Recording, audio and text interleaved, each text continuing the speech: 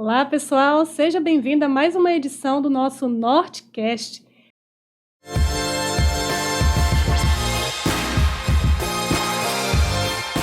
E hoje nós estamos aqui recebendo o Renan, da Retem Hall, que vai estar apresentando aí umas ótimas oportunidades para você crescer o seu negócio. E esse é o tema e aí que a gente vai estar conversando hoje. Renan, seja bem-vindo. É um prazer para a gente da Nortecast te receber aqui com seu case de sucesso, né, a sua empresa. E eu gostaria que você se apresentasse para os telespectadores que estão nos assistindo nesse momento. Olá, Mila. Muito obrigado pelo convite. É uma satisfação estar aqui. Parabéns à Nortecis, parabéns a você por esse projeto. Eu tenho certeza que já é um sucesso. Obrigada. E é uma honra estar aqui, poder contribuir um pouco, falar das lojas Retem Hall. E eu quero mostrar que nós chegamos a 1% de onde nós vamos chegar.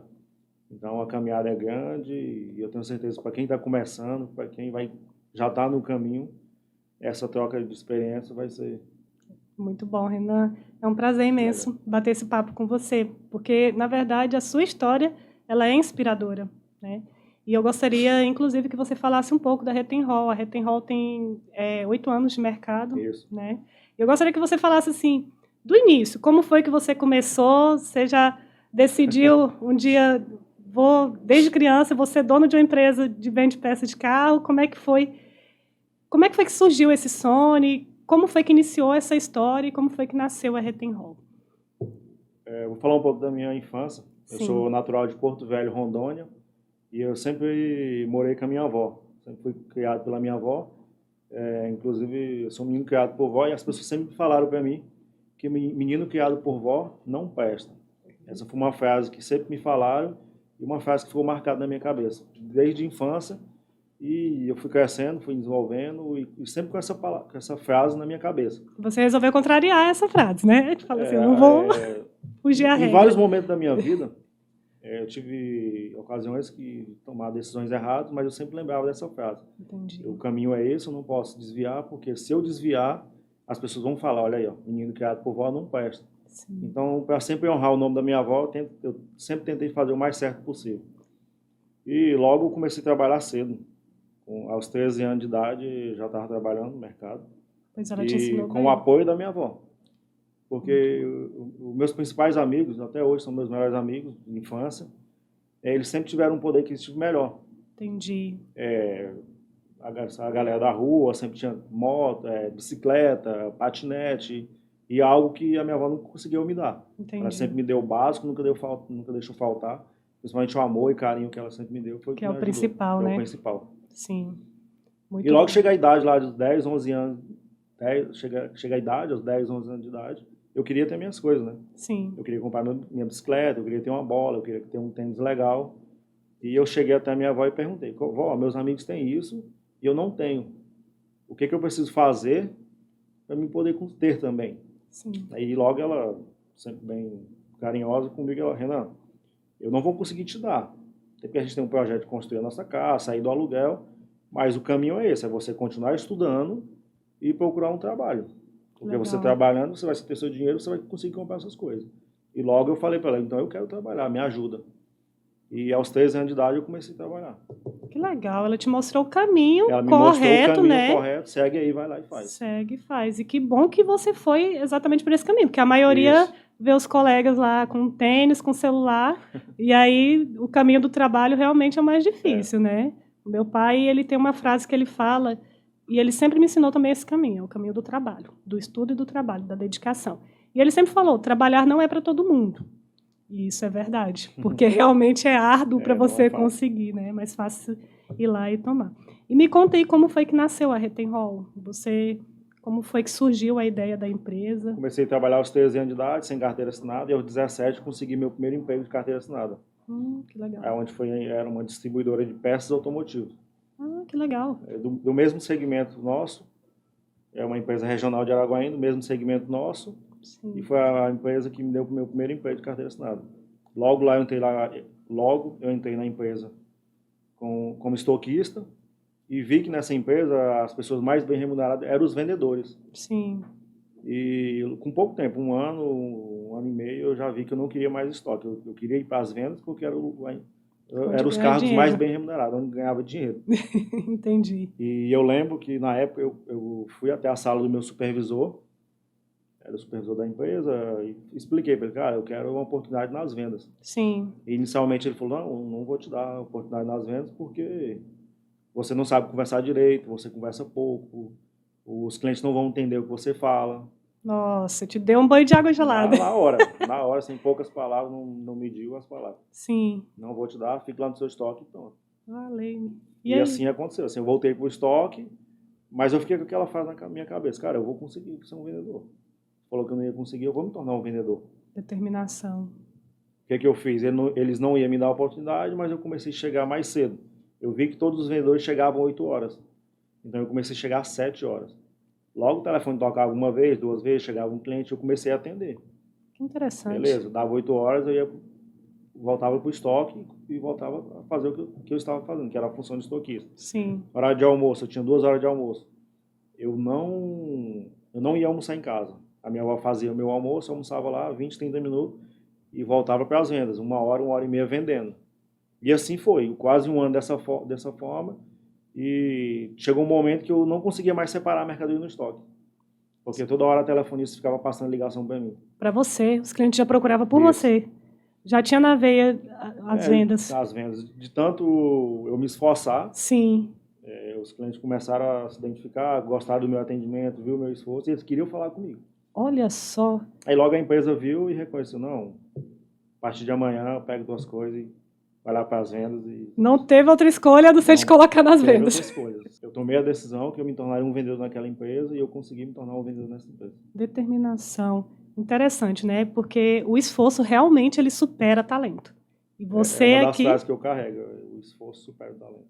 E eu estou aqui vendo um cara que realmente o esforço superou o talento, né?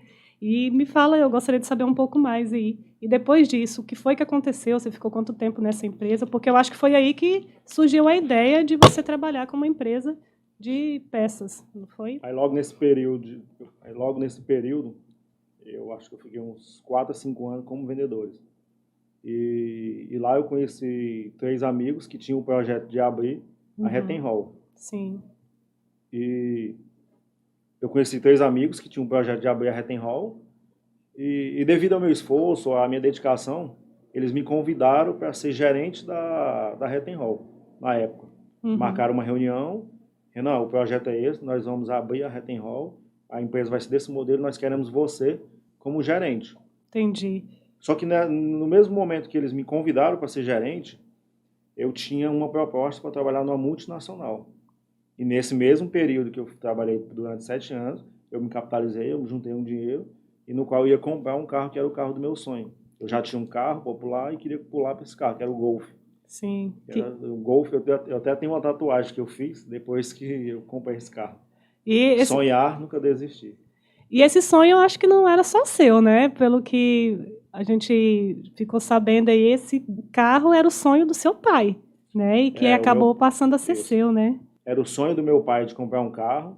E ele sempre falava, quando eu for comprar um carro, eu quero um Golf. Sim. E de tanto ele falar isso dentro da minha casa, nas reuniões, que eu sempre estava com ele, e eu fiquei na cabeça, eu também quero um Golf, também quero um Golf. E logo eu comecei a observar o carro e trabalhei em meta de comprar esse Golf. Sim. Teve a reunião dos meus ex-sócios, que iam abrir a Retten Hall, me fizeram a proposta para mim ser sócio, mas no primeiro momento eu não aceitei, porque eu já estava capitalizado para comprar o Golf e trabalhar na multinacional. Você já tinha um plano? Já tinha um plano, meu plano era esse, a minha meta. Sim. E já estava tudo traçado, tudo esquematizado, e aí por que mudar para um desafio, né? Porque abrir uma empresa é um desafio. É um desafio.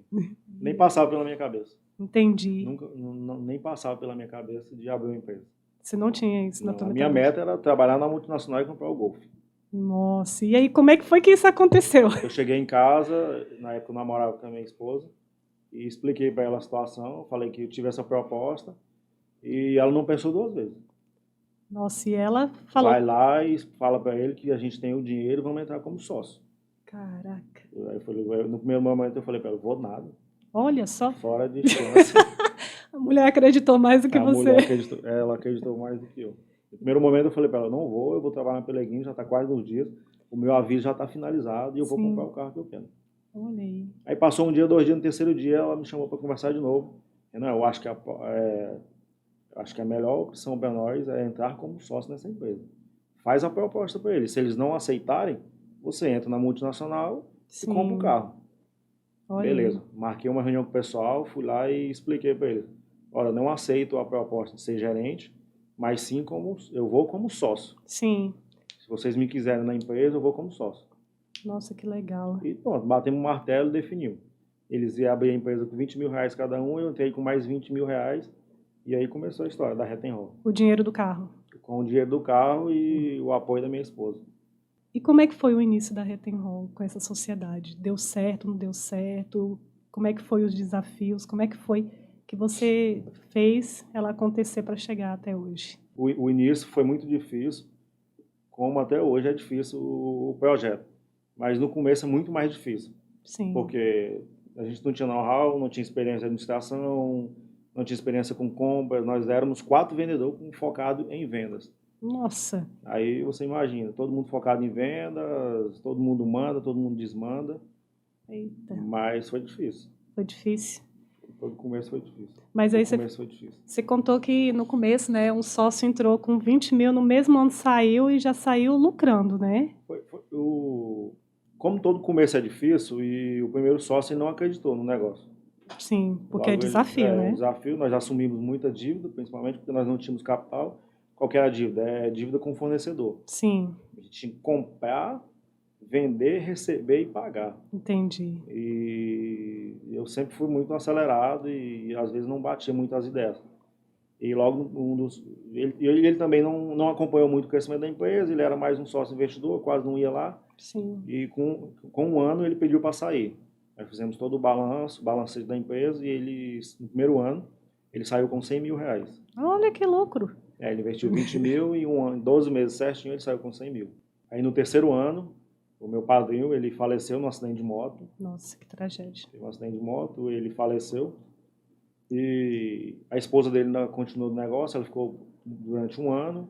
Mas aí durante o ano não deu certo, nós decidimos encerrar também a parceria. Sim. E na separação dela, ela saiu com 580 mil reais. Nossa, investimento bom. Entrar com 20 mil e 4 anos depois sair com 580 mil.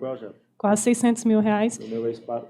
O meu padrinho entrou com 20 mil reais. Sim. E 4 anos depois, a esposa dele saiu com 580 mil reais. De 2021, né? E agora, no começo de 2021, eu e meu antigo sócio decidimos encerrar a sociedade. Entendi. Na época, nós tínhamos 2 empresas. Na hora de separar a sociedade, eu decidi ficar com o nome Rettenol e ele ficou com incentivo fiscal. O incentivo fiscal é um benefício que o governo tocantins te dá, que ele te isenta de alguns impostos para a mercadoria entrar, só que ele te cobra. Eu vou te isentar, mas eu preciso que você cresça e que você destaque alguns impostos dentro do Estado.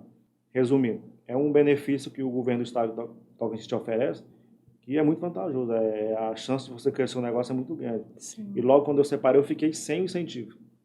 Eu trabalhei por 6 meses sem incentivo, ou seja, então eu estava fora do jogo. Eu não conseguia vender no atacado e a minha margem ficava muito espremida, muito baixa.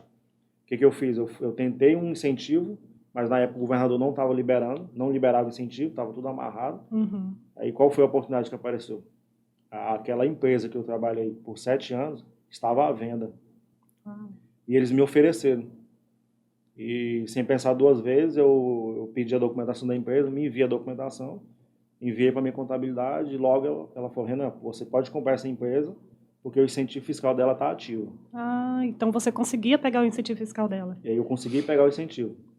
Resumindo, eu comecei a trabalhar com 17 anos, meu primeiro emprego de carteira assinada, onde meu supervisor falou que eu não conseguiria me tornar um vendedor, porque a minha dicção era ruim. Eu saí dessa empresa, montei a minha empresa, depois de 7 anos eu voltei lá e comprei essa empresa, onde o meu supervisor falou que eu não conseguiria me tornar um vendedor. Isso que é reviravolta. Isso. Gente do céu, que interessante. Depois do incentivo fiscal, aí deslanchou. Eu consegui acelerar o negócio, acelerar o processo. O que eu acho interessante em você é que você usa as negativas a seu favor. Você não é daquele tipo assim que fala a pessoa, porque não é fácil. Você lutar aí contra as negativas, e eu acho que você deve ter ouvido muito as negativas, de que não vai dar certo, de que você é doido de estar fazendo isso, de estar entrando nisso. Mas você usa isso como um combustível, né? Isso. E teve um combustível aí. Essa história eu vou querer que você conte. porque eu sei que muitas pessoas escutam isso, e eu gostaria que você falasse em relação a que uma pessoa falou que você não servia para ser empreendedor, que não ia dar certo. E você usou isso como combustível, né, para ficar martelando. Eu gostaria que você falasse. Não vou contar a sua história, não. Você Foi conta pra logo na minha gente. separação. Eu separei minha sociedade, chegaram até mim e falaram que eu não conseguiria durar um ano sem meu ex-sócio. Nossa, Porque eu não sabia administrar um negócio e não tinha capacidade para administrar uma empresa e logo eu quebraria e fecharia as portas. sim. E realmente eu parei, eu fui absorver o que essa pessoa falou para mim. Naquele momento eu não estava apto a administrar o negócio. E o que essa pessoa falou, eu tinha razão. Eu não... Eu tinha minhas qualidades, mas não o suficiente para fazer o negócio escalar e crescer onde eu quero chegar. E peguei essa frase para mim e fui realmente estudar, fui me aperfeiçoar. Foquei 100% na atividade física e hoje a atividade física me ajuda muito.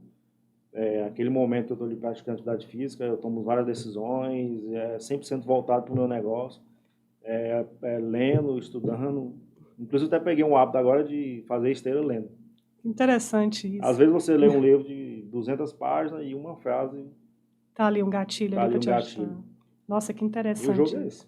Muito bem. E você também teve histórias aí. Você ouviu muito isso, que não vai dar certo, além desse daí? Não vai dar certo, que você está fazendo errado. Teve até uma história aí que o pessoal falava que você vendia barato, que estava mexendo com coisa errada. Conta um pouquinho disso daí para a gente, porque muitas vezes é mais fácil a gente acreditar nessas histórias, né? E a gente... todo ser humano ele tem um autossabotador dentro dele.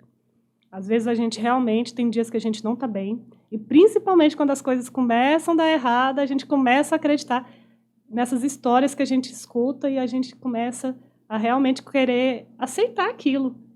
E fala aí um pouquinho para a gente. Tu ouviu muito isso quando você estava abrindo no decorrer? Porque depois que dá certo, todo mundo pensa que foi uma mágica, né? Que foi rapidinho, que deu tudo bem. Mas você ouviu essas histórias? Ouviu muito? Na Negativa? verdade, o meu segmento era um segmento que estava meio arcaico, estava todo mundo parado no tempo, e eu comecei a fazer coisas que ninguém fazia na nossa região.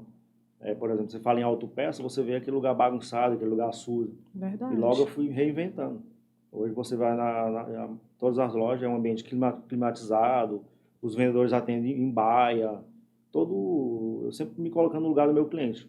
Então fui fazendo coisas que ninguém fazia. Sim. Em 2014 eu já estava no online. Olha aí. Em 2014 eu já investia, eu já tinha um e-commerce.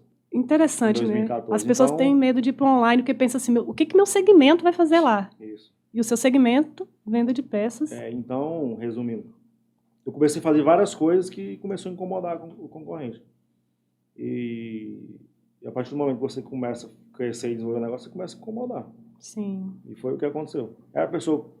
Aí o concorrente ele prefere falar mal do outro concorrente do que falar bem do trabalho dele. Isso é verdade. E algo que eu sempre carreguei, algo que eu sempre levo para a minha equipe, nunca fale mal do nosso concorrente, fale bem do nosso trabalho. Exatamente. Agora, se eles vão falar mal, cara, o problema é deles. Sim. Mas vamos falar bem do nosso trabalho, que é até ética mesmo, até o cliente se sente bem. Com certeza. O cliente ele vai se sentir mal. Chegar no lugar, você fica falando mal do concorrente. Cara, fala bem do seu trabalho, bem do que você faz, da sua prestação de serviço. Sim, porque não precisa, né, Renan, a gente ficar... Não precisa. Né, Inclusive, eu tenho vários concorrentes que, de tanto falar mal, o cara se preocupava tanto com a Retenhol, que hoje o cara não existe mais.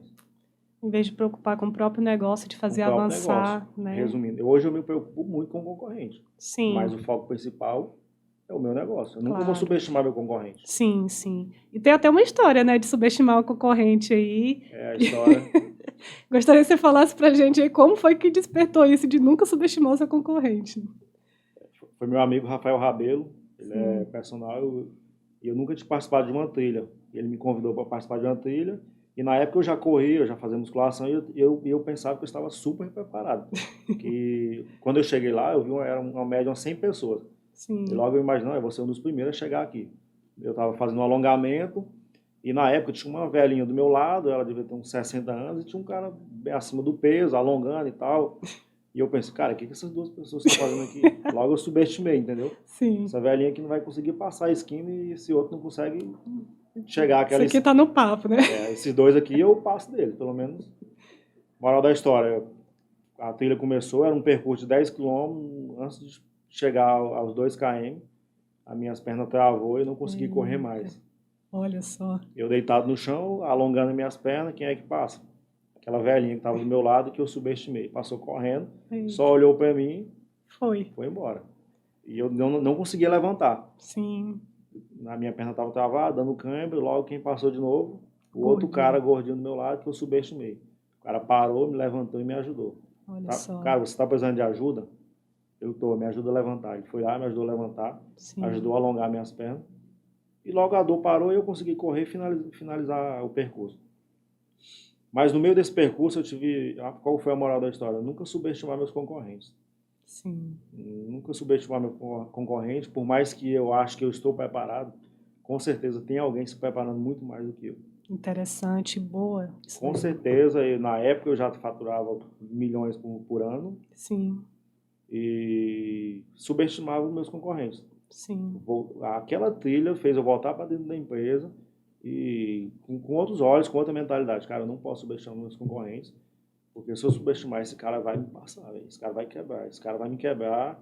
Se eu não der um bom atendimento, ele vai dar. Se eu der um mau atendimento, meu cliente vai embora, vai lá comprar com ele, meu cliente não volta. Se eu não resolver a vida do meu cliente, ele vai resolver. Então alguém tem que resolver. Então, que seja nós. Você não acomoda. Isso é muito importante, porque assim, a maioria dos empresários, o que eles querem? Quer fazer o negócio faturar milhões, ter ali um bom fluxo de caixa, uma boa receita, um bom lucro, e tá tudo bem, né? Isso. E estou mandando no mercado e vou simplesmente continuar mandando no mercado, e esquece disso daí. E eu lembro que você falou uma coisa interessante no bate-papo que a gente teve, Renan, que você faz o dever de casa. Né, que eu perguntei para você, Renan, qual que é o segredo, né? É claro que você é uma pessoa muito resiliente. Eu admiro a sua resiliência. Eu admiro, assim, essa capacidade que você tem de tirar lições do difícil, porque realmente é muito mais fácil a gente questionar, reclamar e ficar lá, e você não, você usa como combustível. Mas eu gostaria que você falasse, assim, quais são os deveres de casa que você tem feito na Retem Hall, né? Porque você falou assim, nossa, eu faço o que tem que ser feito, a gestão correta, né, que tem que ser feita. Porque a maioria dos empreendedores fala assim, eu tenho uma ideia, eu vou abrir, preciso de dinheiro para abrir, pronto, preciso vender o produto e acabou. Né? Fazer o dinheiro girar aqui dentro e pronto. Mas não é isso. Tem um processo, né? E eu gostaria que você falasse um pouco mais sobre isso. É o básico que tem que ser feito. Porque a grande maioria dos empresários não estão fazendo nenhum básico. O que é o básico? Tudo se resume à venda, à despesa e ao lucro. Comigo também eu tomei decisões erradas. Era muito focado só em vendas. Eu vendi um valor X, no mês seguinte eu dobrava minhas vendas, eu dobrei minhas vendas. Em cima disso eu tomava várias decisões. E essas decisões muitas vezes eram decisões erradas. Porque eu não estava acompanhando a minha despesa e muito menos o meu lucro. Então, por grande parte, eu passei muita dificuldade no começo. Até eu chegar ao ponto de descobrir que tudo se resume a vendas, ao custo e o lucro. É em cima do meu lucro que eu vou tomar decisões corretas. É em cima do meu lucro que eu vou saber se eu vou abrir uma filial. É em cima do meu lucro que eu vou saber se eu contrato pessoas. Interessante. Foi tão interessante você ter tocado nesse assunto, porque não é sobre vender milhões, é sobre quanto que sobra de lucro ali, quanto que você está tendo de lucratividade, né? Porque, assim, muitos empresários, eles falam assim, eu quero que minha empresa venda milhões, certo? Mas esses milhões, como é que está sendo a sua lucratividade? Como é que está sendo o seu fluxo de caixa? A grande maioria dos empresários não tem sistema. A grande maioria tem sistema, mas não usam. Exatamente. O cara não consegue ter dados. Cara, e é o básico. O que é o básico da empresa? Você fechar um mês com DRE, demonstrativo de resultado, tudo que você fez, tá tudo lá, tudo que você fez. Trabalhar com orçamento, fechou, e aí? Depois você vai olhar para o fluxo de caixa, porque em cima do fluxo de caixa é o que vai te ajudar. O fluxo de caixa é o que mantém a empresa. Sim. Existem empresas que vendem, dá lucro e queda. Sim. Porque o cara não acompanha o fluxo de caixa. Muitas vezes ele compra com um prazo curto, ou muitas vezes ele compra à vista e vende com um prazo muito longo. Aí ele fica focado na venda, e nesse percurso que ele vendeu a prazo, ele precisa de capital para se manter. Sim. Ele pega o capital e se mantém. Aí ele vai lá e dobra as vendas de novo. No que ele dobra as vendas de novo, ele não tem mais capital. Ele vai no banco e pega o capital. Vai lá e mantém a operação. E chega um momento que o negócio fica insustentável. E o cara não sabe o que está acontecendo, porque ele vende, está tendo lucro, está dobrando o faturamento, mas porque ele simplesmente não acompanhou o fluxo de caixa dele. Nossa, o tanto que isso é importante. E você tocou no assunto que, às vezes, as pessoas, grandes empresários, não têm um sistema e, quando tem, só usa para emitir nota fiscal. Aqui, eu tenho um exemplo de uma empresa aqui da cidade, em que essa empresa ela resolveu colocar um sistema na empresa. E ela veio descobrir que apenas um dos produtos ele não estava dando para o cliente. Não estava pagando, na verdade, não estava dando, ele estava pagando para o cliente consumir. E esse único produto, a lucratividade dele era de 50 centavos. Quando ele colocou o sistema, foi que ele veio descobrir isso.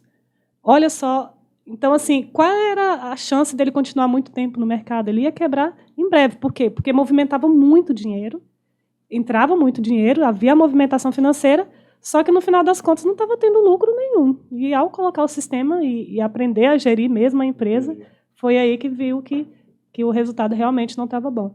E interessante você ter tocado nesse assunto, que você falou que você está com um projeto de consultoria para esse ano de 2023, certo?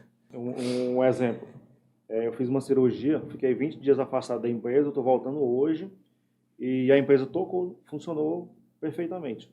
Porque no ano de 2022, nós fizemos vários investimentos em pessoas, em processos, mas não são processos engessados. Nova economia é um processo bem flexível, mas tem que ter processo para o negócio funcionar. Sim. O foco é o cliente. Eu não posso engessar muito, porque senão vai disputar a vida do cara. Mas, resumindo, esse mês de janeiro vai ser um dos meses que a gente mais vai vender. E esse mês de janeiro nós vamos manter a média de vendas, porém vai ser um dos meses que a gente mais vai ter lucro. Olha isso. Ou seja, eu não aumentei minhas vendas no mês de janeiro, eu estou mantendo a média, até porque está difícil mesmo, o comércio está oscilando para cá. Depois que virou esse ano aí, está um negócio muito estável. Mas mesmo assim, a gente vai conseguir manter o valor de venda, só que com lucro bem maior. Olha aí que maravilha. Porque voltado em processo, lucro. Sim. Por detalhe, via sistema. Tinha vários produtos que eu trabalhava, por exemplo, pneu. Nós vendemos peças automotivas, pneu era um item que eu trabalhava com a margem negativa. Só que o investimento é muito alto. Para mim fazer um pedido de pneu, o investimento é muito alto. E eu vendia sem margem. Via sistema, cara, cancelo isso aí, tá fora do jogo. Aí foi um item que eu tirei do mercado via sistema, porque eu vi que não tinha lucro. Não compensava para você continuar Não compensava, então é melhor pegar esse de capital e investir num produto que me dá uma margem muito maior. Sim, e você falou uma coisa tão interessante que você está voltando para sua empresa hoje, né? E você teve que se afastar por motivo de saúde. E você está falando aí, então, que realmente está respondendo uma pergunta que eu ia te fazer. O olho do dono realmente engorda o gado?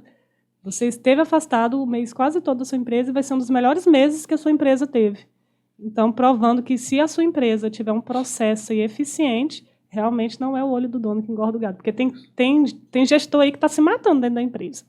Pensa que se ele não estiver lá dentro, não vai lucrar, não vai avançar, não vai crescer. E não é isso. O que está faltando é processos. Comigo foi da mesma forma. No começo, eu fazia tudo. Tudo passava por mim. Era venda, emissão de nota, compras. E logo eu fui formando uma equipe de vendas e fui passando para a parte do administrativo. Só porque eu demorei a querer passar o bastão. Eu imaginava que se eu passasse o bastão para os vendedores, a empresa ia quebrar e não conseguia vender. Logo nos primeiros meses, eles venderam muito mais do que eu vendia. Que interessante. Então, eu tenho que desenvolver pessoas e passar confiança, mostrar para o cara que ele está lá, ele merece estar lá e ele tem que desenvolver. Gente, que lição essa daí. Porque é muito difícil tirar da cabeça do empreendedor, do empresário, que ele realmente, que a empresa dele pode andar sem ele, né? E você está aí mostrando e provando. Igual eu te falei no começo, nós estamos a 1% da onde nós vamos chegar. Então, quanto mais eu cresço, menos controle eu tenho. Sim. Não é falar que meu negócio está desorganizado, mas menos coisas vão passar por mim. Sim.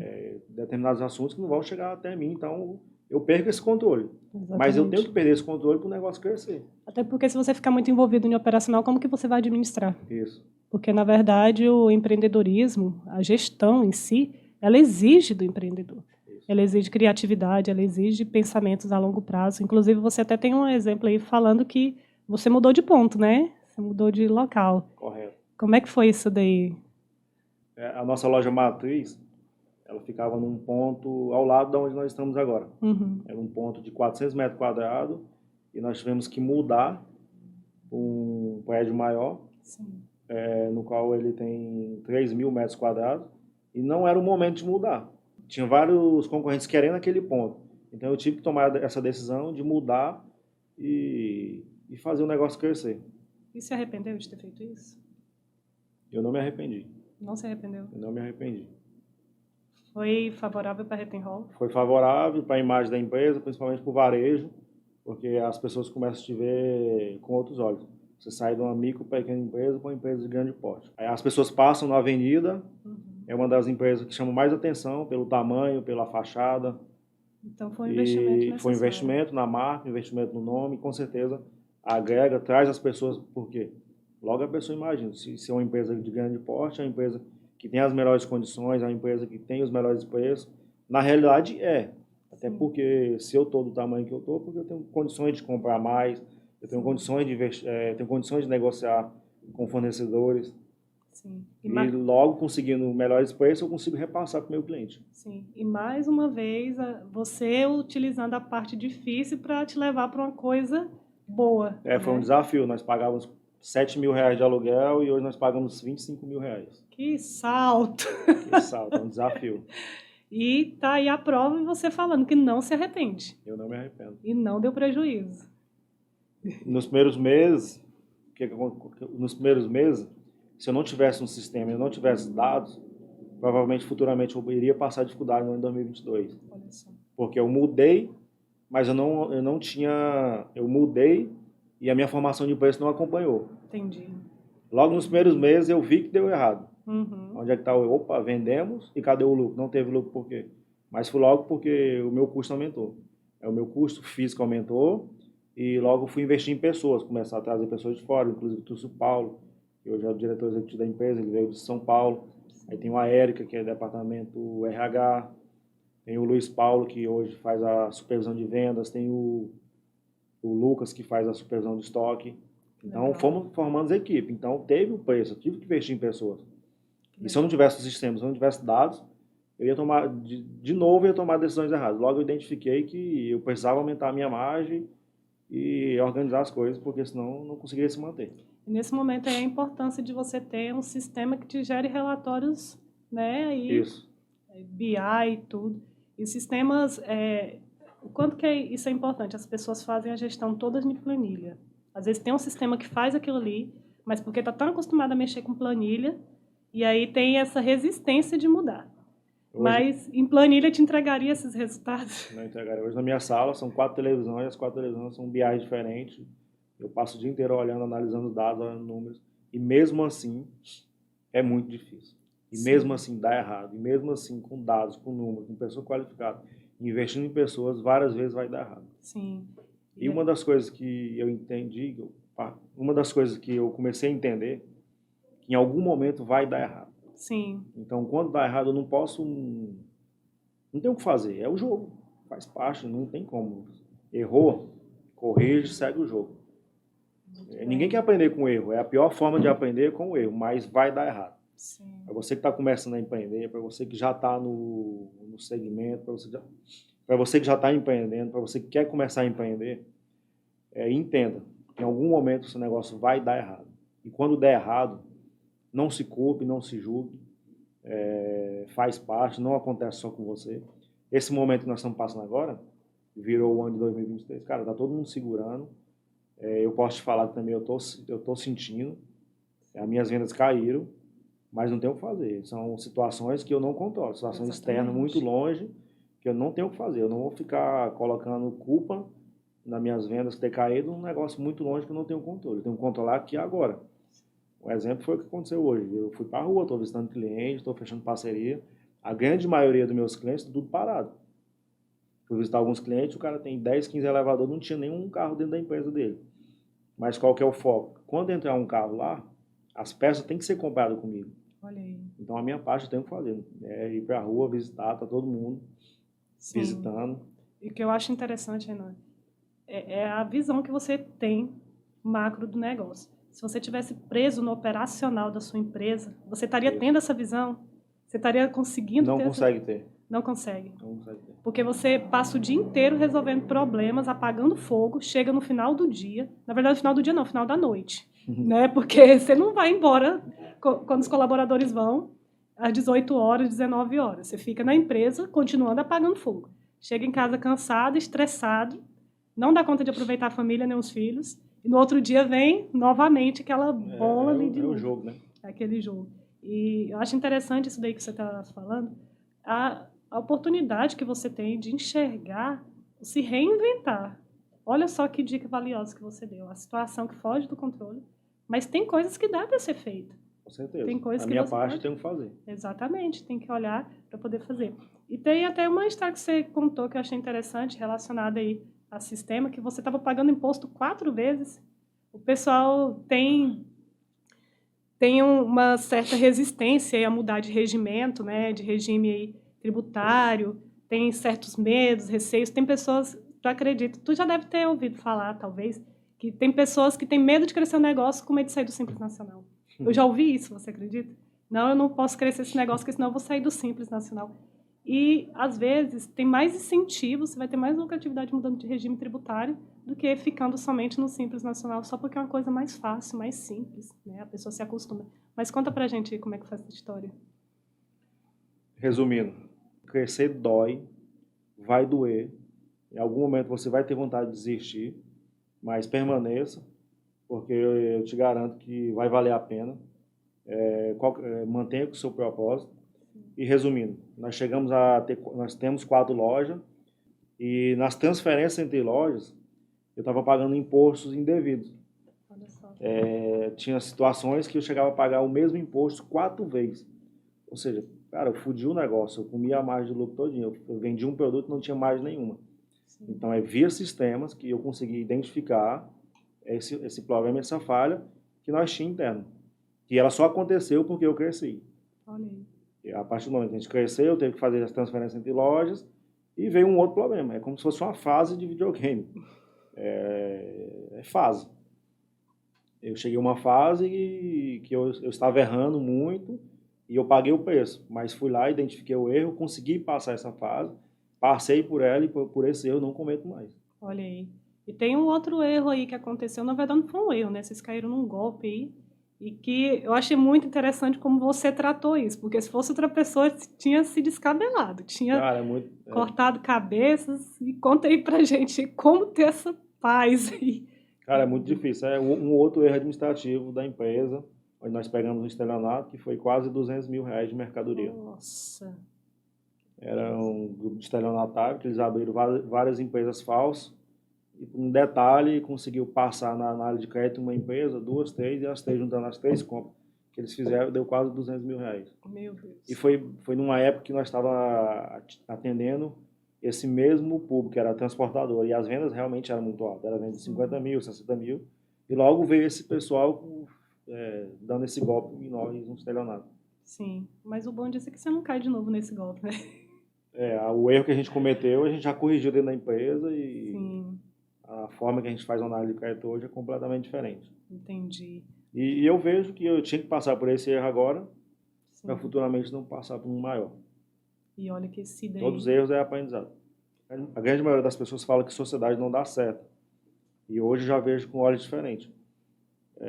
Pessoas com mentalidade diferente para poder fazer o negócio crescer e escalar. E eu conheci o Iago, conheci o Paulo e o Gustavo.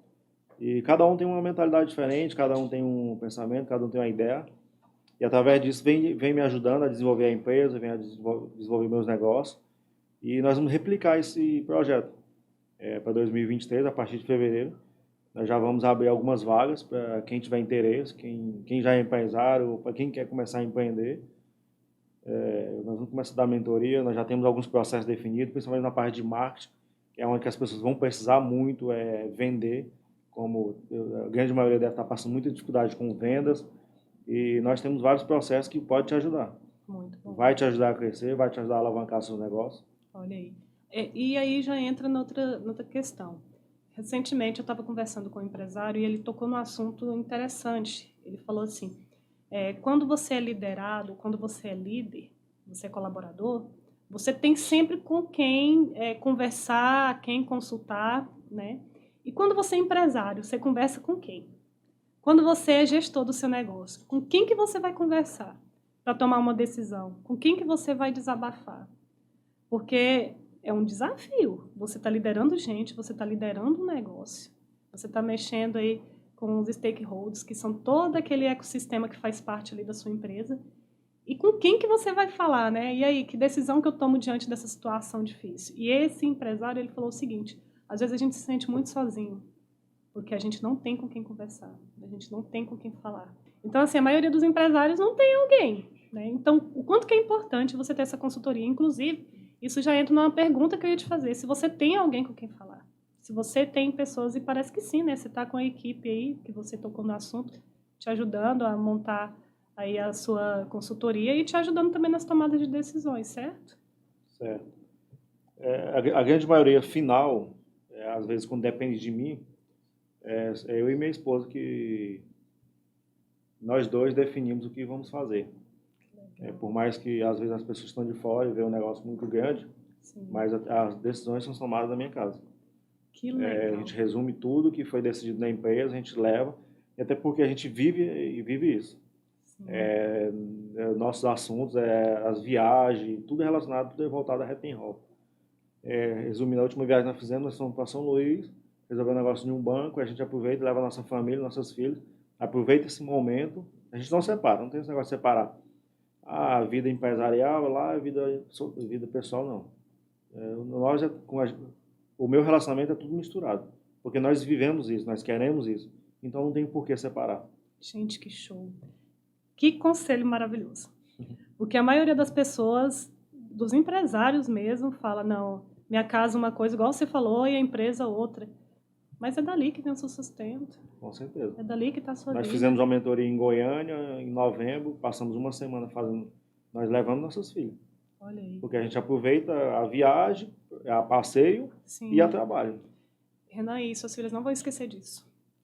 Porque, na verdade, muitos pais estão preocupados em entregarem coisas de valores. Isso. Coisas que têm preço, na verdade. E o que fica na cabeça de uma criança, e quando ela vira adulta, são os valores. São esses momentos que são passados. E eu tenho certeza que suas filhas não vão se esquecer disso. Porque, assim, muitos empresários, empreendedores falam assim, eu quero trabalhar para poder mudar de vida e principalmente para ajudar a família.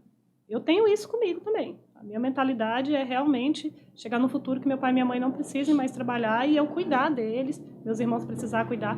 Só que o que fica de tudo isso? Vale a pena realmente eu sacrificar os momentos com eles para poder cuidar deles no futuro?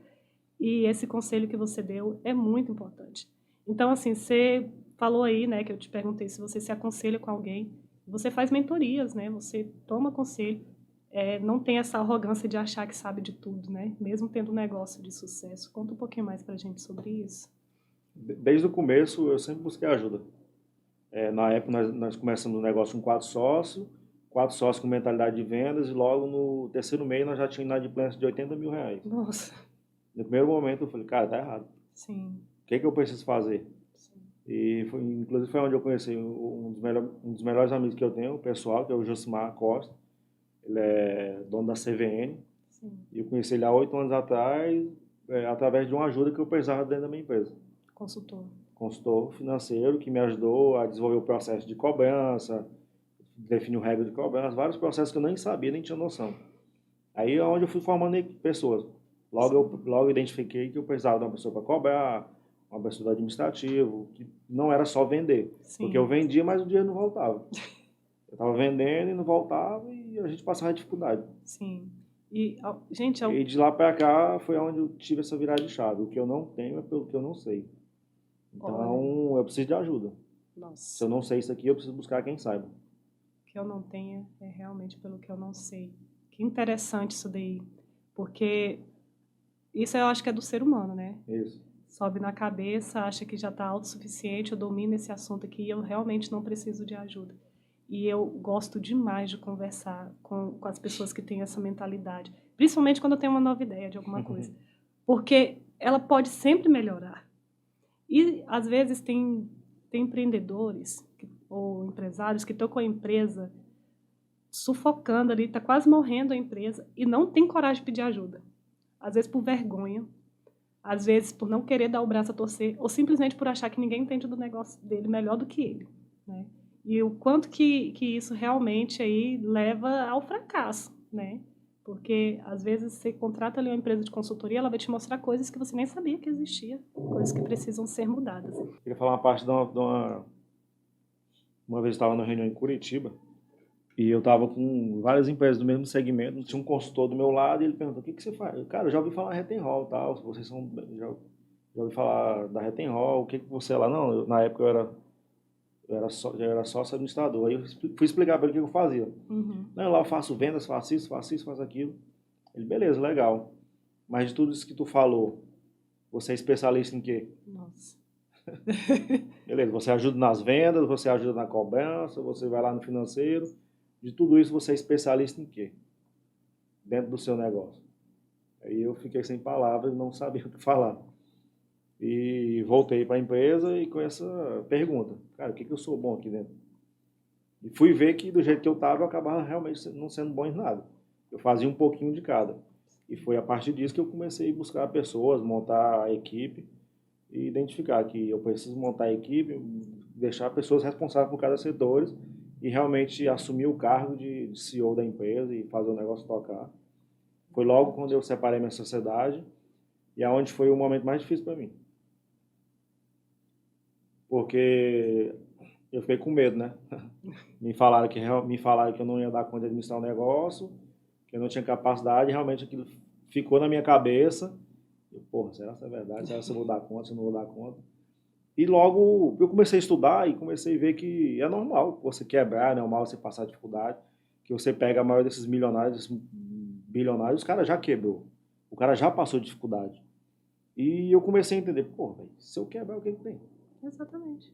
Se eu quebrar, e aí? Beleza, vamos tocar um negócio sozinho e eu começo de novo. Sim. Só que eu começo com um know-how, só porque muitas vezes você fica com medo do que as pessoas vão falar. Olha, eu te falei que você não podia fazer isso, te falei que você não podia pegar esse pet, se você pegasse, você ia quebrar, você ia passar dificuldade. Te falei que você não podia ter investido em pessoas. Cara, mas eu investi, fui lá e se eu quebrei... E agora eu já aprendi a maneira de não fazer. Foi tentando acertar. E eu fiquei com medo na época. Mas faz parte do jogo. Exatamente. E tu ainda sente medo? Eu sinto medo todos os dias. Sente, né? Ele nunca vai embora. Nunca vai embora. Eu sinto medo, mas não tem o que fazer. Vai com medo mesmo.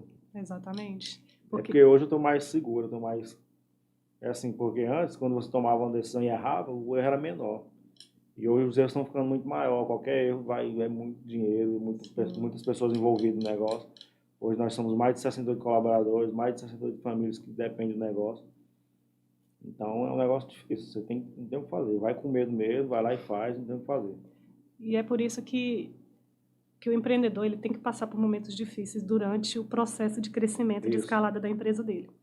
Porque quando chega lá em cima, igual você acabou de falar, se você errar agora, você atinge muito mais pessoas, Isso. O prejuízo é muito maior. E se você não tivesse errado bastante, esses erros eles iriam acontecer agora. Com certeza. Alguns erros que eu cometi no começo, eu estou corrigindo, não estou cometendo agora. Exatamente. E vai cometer outros erros. E vou cometer outros erros. E vai aprender a não cometer mais eles. Com certeza. Porque, e você tocou num assunto tão importante, que a maioria das vezes a gente não empreende, a gente não avança com medo do que o que as pessoas vão pensar, vão falar, e com medo das pessoas estarem certas. O acreditar, realmente, você ter fé no seu negócio, eu acho que faz a total diferença. Porque quando você acredita, você não dá moral no que as outras pessoas estão falando. Porque gente para jogar contra não falta. Sobre as pessoas, eu vejo como criminalização do sucesso. É uma palavra que eu sempre falo lá na empresa. Interessante. As pessoas elas não acreditam que podem fazer algo e quando alguém faz, ela vai lá, critica, fica julgando. Sim. Mas não tem o que fazer. Se você tem um salão de beleza, você arruma o cabelo, se você é manicure, você tem que entender que as pessoas do seu lado elas não vão fazer, não vão arrumar o cabelo com você, não vão arrumar a unha com você. E quando elas forem fazer isso, elas vão te pedir fiado, vão te pedir, me dá um desconto, vão querer que você faça de graça. Joga contra mesmo. Joga contra mesmo. E, cara, se afasta dessas pessoas e não faça fiado, não faça de graça. porque da onde você está tirando seu suor, você não dá de graça. Sim, verdade. E não se frustre com isso. Se as pessoas que você conhece não estão na sua empresa, no seu negócio, cara, segue o jogo, vai atender outras pessoas e não se frustre com isso, porque é assim que acontece. As pessoas do seu lado, elas não vão te apoiar. Sim. Ela vai falar mal de você, ela vai falar mal do seu negócio, vai falar que você é doido de abrir um salão, ela vai falar doido de você de abrir uma barbearia, você está investindo muito na barbearia, que você não é um empresário, que você vai quebrar. Vai acontecer todos os dias. Sim. Resumindo, criminalização do sucesso, é um fornecedor, porque é o seguinte, nós temos uma metodologia na empresa de resolver a vida do cliente. Independente do que aconteça, se você chegar na Rettenhall, eu vou resolver a sua vida. A missão nossa é resolver a vida do cliente, atender as peças, porque para nós é muito difícil encontrar as peças, está muito difícil o mercado. Hoje eu compro no Brasil inteiro. Literalmente, de norte a sul eu tenho um fornecedor. E dentro de Araguaína, porque nós vendemos no atacado e no varejo, um fornecedor começou a falar mal da empresa, porque a gente começou a se destacar. Logo, eu falei para os meus compradores, a partir de hoje, não é para comprar mais desse fornecedor. Porque esse fornecedor está falando mal de nós e eu não quero que compre mais dele. Sim. Beleza, quando eu cheguei em casa, eu voltei atrás.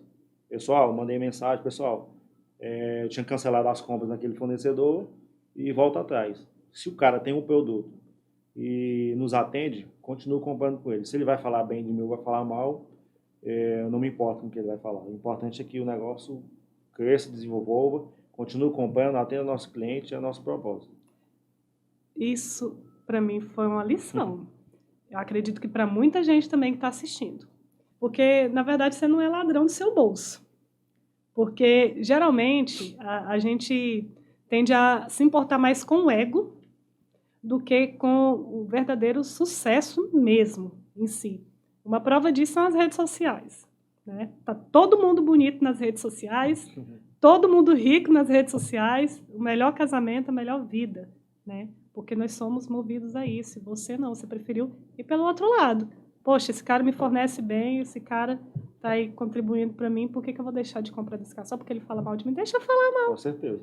Muito Deixa ele bem. falar, o foco 100% é nas lojas Rettenhall, fazer o negócio crescer. Se ele tem um produto para me atender, eu vou comprar com ele. Que top. Vou comprar e vou pagar. Agora, se ele gosta de mim ou não, se ele vai falar bem ou vai falar mal, eu não me importo com isso. Problema dele. Assim, a grande maioria das pessoas, às vezes ela quer colocar a culpa no mau sucesso ao invejoso. Cara, eu nunca acreditei em inveja. Esse dia eu fui trocar ideia com um amigo meu na academia, e ele falou, cara, o invejoso vai te fazer mal, o invejoso, o meu negócio deu errado, porque tem um invejoso. Cara, o invejoso não me faz mal. Exatamente. Ele faz mal só para ele mesmo. Sim. Porque como que ele vai me fazer mal? Não tem como, me explica. Vamos dizer, se eu tenho um cara que é invejoso por eu ter algo, a inveja só está fazendo mal para ele mesmo. Sim. Porque como que esse cara vai me atingir, velho? Aí, muitas vezes, eu vou querer colocar a culpa no meu mau sucesso, em alguma coisa que deu errado. Ah, deu errado porque fulano é invejoso, olho gordo. Cara, pra mim não tem esse negócio de olho gordo. Exatamente. Tem falta de administração na empresa, né? Falta de administração da empresa. E da vida. Agora, as pessoas querem colocar a culpa em algo que deu errado, Sim. no olho gordo, no invejoso. Exatamente. O invejoso só faz mal pra ele mesmo. Exatamente. Até porque você faz o deverzinho de casa, do casamento, da empresa, e não é difícil, conversando aqui com você, de ver por que as coisas estão dando certo. Porque, realmente, você está cumprindo as regras, envolvendo, acreditando na sua empresa, olhando realmente para onde você quer que ela chegue, independente das circunstâncias adversas. A sua esposa é uma pessoa importante para você, uma pessoa que tem voz ativa na sua vida, e ela é envolvida com a sua empresa. Isso é tão importante. A sua família, né? E você fala também com carinho da sua avó. Então, a gente vê aqui, realmente, eu estou vendo aqui, pessoal, por que você tem esse sucesso, né? Realmente não é algo... É o que realmente deveria ser feito, né? Você tem feito o dever de casa. E eu quero te perguntar, Renan, a gente já está quase chegando no final, né? Infelizmente. Mas como que faz para tomar decisões assertivas? Eu quero te fazer essa pergunta. Porque eu acho que norteia a cabeça de todo mundo que empreende. Como que eu faço para poder tomar decisões assertivas no meu negócio? Investindo em pessoas. Lá na empresa nós chamamos de PPR, pessoas, processo e resultado. Tudo vai passar pelas pessoas, pelo processo que as pessoas desenvolveram, e você vai chegar ao resultado do negócio. E não tem o que fazer. Acredite nas pessoas que estão com você, que estão tocando seu negócio, porque são elas que vão fazer o negócio crescer. Que interessante, porque isso vai um pouco na contramão assim, do que o que a gente vê de empreendedores da nossa região, né? Porque pensa que o colaborador realmente só tem que ir lá, fazer o que ele é pago para fazer e ir embora. Pode deixar que o resto eu resolvo. Mas investir em pessoas, porque são pessoas que cuidam realmente do seu negócio. Aí são várias estratégias que nós usamos, por exemplo, o endomarketing, a valorização das pessoas.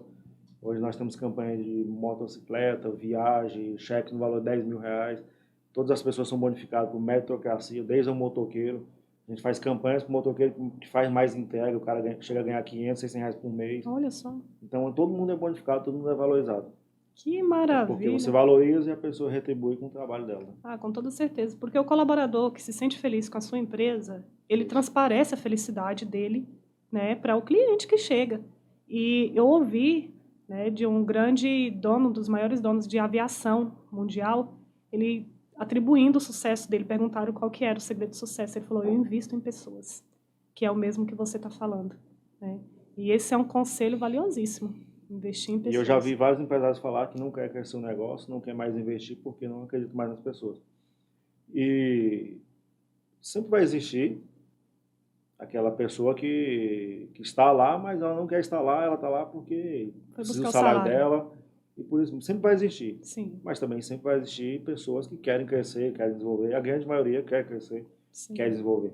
Aí você tem que acertar, vai pagando o preço. Exatamente. Troca até acertar. Sim. E investe. Hoje nós temos um processo de contratação lá que nós estamos errando bem menos.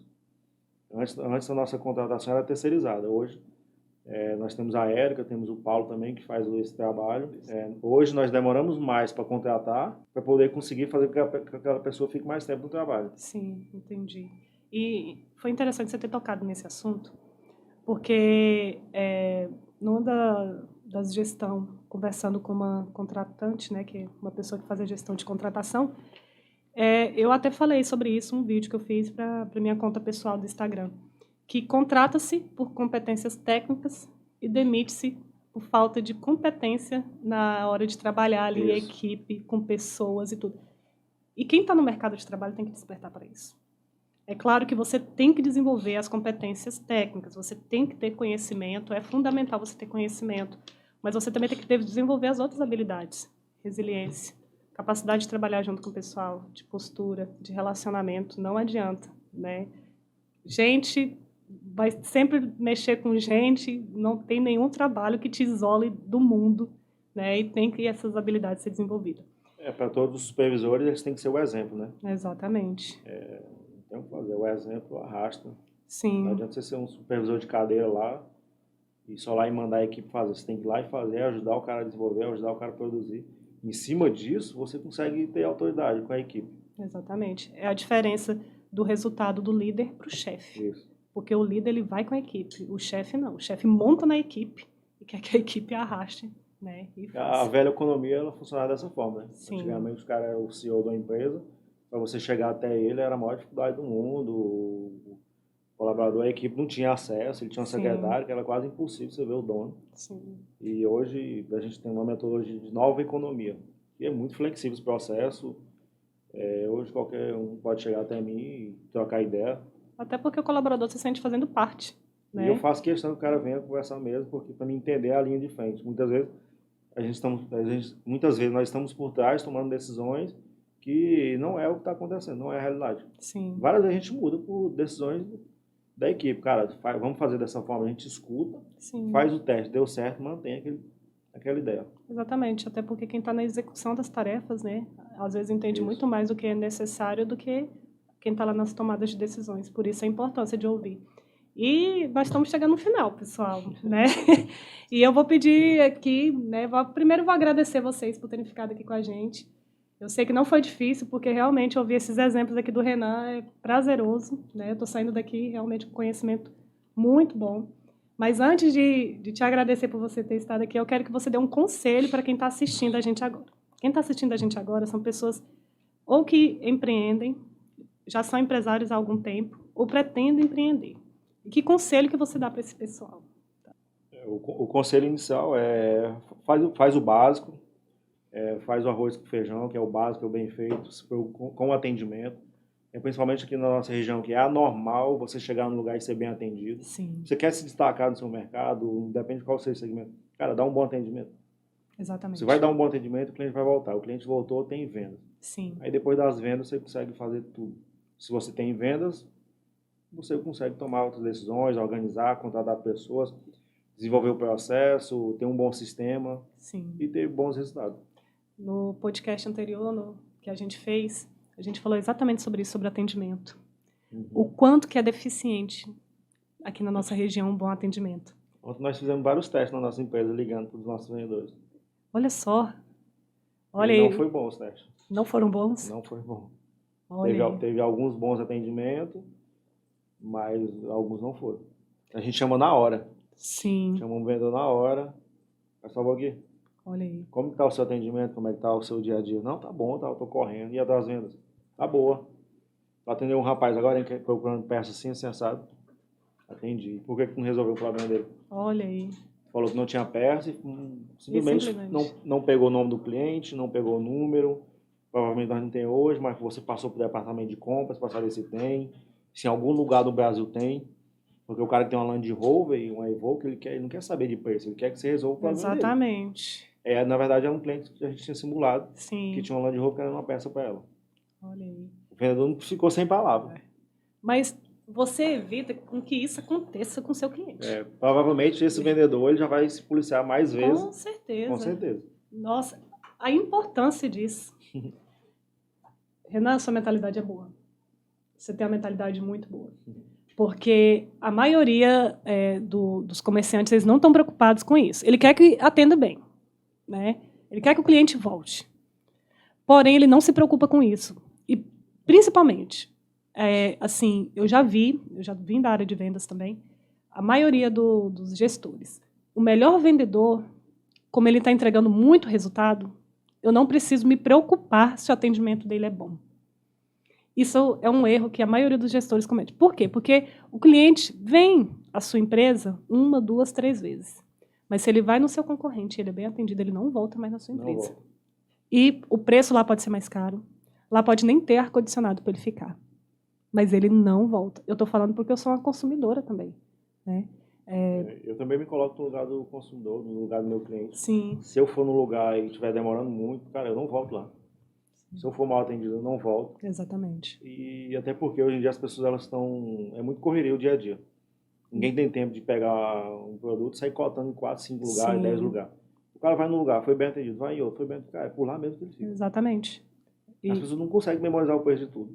Não mesmo.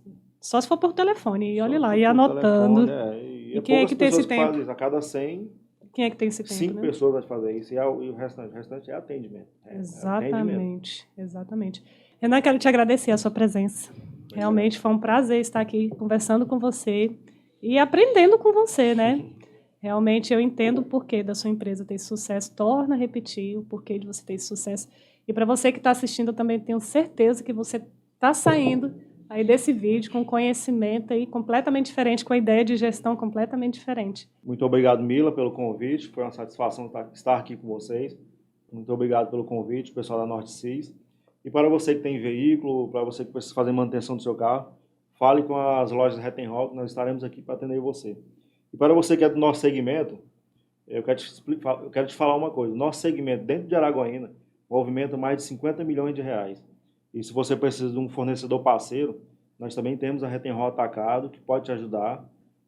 Nós temos um trabalho de consultoria, um supervisor de vendas, que pode te ajudar. Você precisa de um apoio. E é isso aí. Valeu. Então, pessoal, e aqui eu posso testificar, né, que é um empreendedor preocupado com o negócio. Então, muito obrigada mais uma vez pela sua presença e fique ligado nas nossas redes sociais, porque vem mais edição do podcast aí, do nosso Nortecast. Até mais!